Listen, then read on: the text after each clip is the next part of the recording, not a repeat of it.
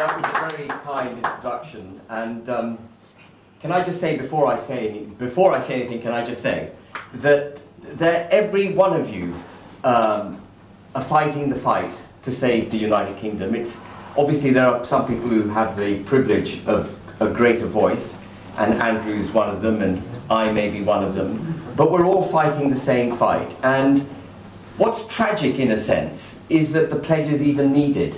Because if you read down the list, all of it should be basic British common sense, shouldn't it? If you are a British citizen and you believe in the United Kingdom, every single one of these things should automatically follow.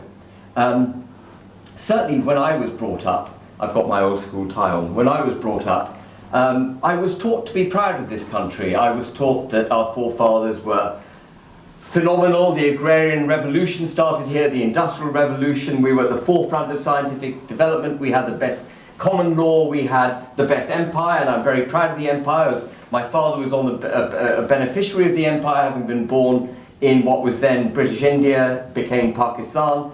So I see the United Kingdom from that historical context, a context where Christianity was the blanket which wrapped us but protected the United Kingdom's values and culture, and through which our fantastic democracy, our judicial system, our common law, our thirst for our hunger for knowledge, our preparedness for diversity of thought, all of that came out of those roots. And what we've developed over the last, I think particularly last 27 years since Tony Blair came into office, is a preparedness to put individuals above and beyond, and to the detriment of the country, to the majority.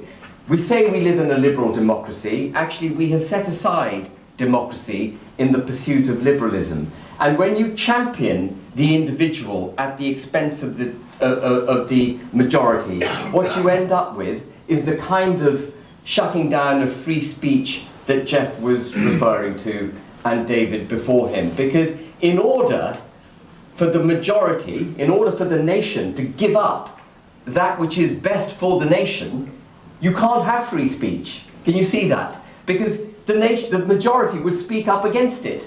And so when you head for this extreme form of liberalism that we've got, you then you have the results and the symptoms against which the pledge is kicking back.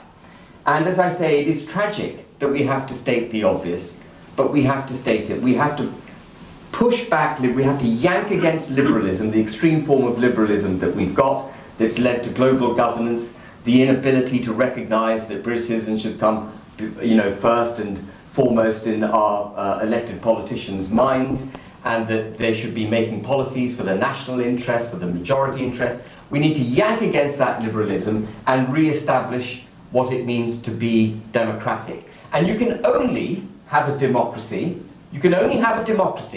if you understand the nation state. Democracy is not some kind of fluid thing that you can globally apply. It requires a nation state through which to operate.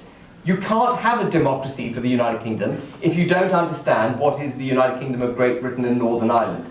And thank you very much for identifying the Northern Irish issue, because it is absolutely vital. If you have a political class that is prepared to hand over 1.8 million people that are not in a British protectorate, not in a former colony, but a part of the United Kingdom, we are done. We are done as a country. And that's precisely what they've done. They see it as a bureaucratic, technocratic thing. But anyone who doesn't pick up on the massive damage done to the fabric of this country, and indeed who we are as a people, by the Northern Ireland Protocol, is completely underestimating the damage that that protocol has done to this country. And as you said, Jeff, next week, or in a couple of weeks' time, they're going to be voting on the protocol in Stormont.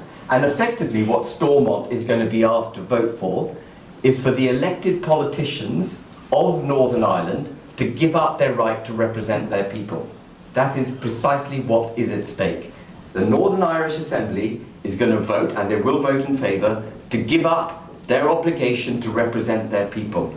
I don't think any politician has the right to do that. So we are where we are. Democracy has been undermined by this incessant march towards liberalism.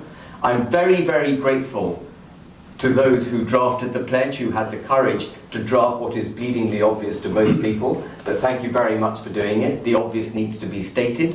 I'm very, very grateful to all of you coming here today and for all the fight that you put up. And what I pledge to you is that I don't care which political party is in power. I don't care which political party is carrying the baton from time to time ostensibly for these values. I will fight for these values for the rest of my life, inside a political party, or if necessary, outside it, and if absolutely necessary, in my own political party, whatever it takes to get these pledges done. Thank you very much, ladies.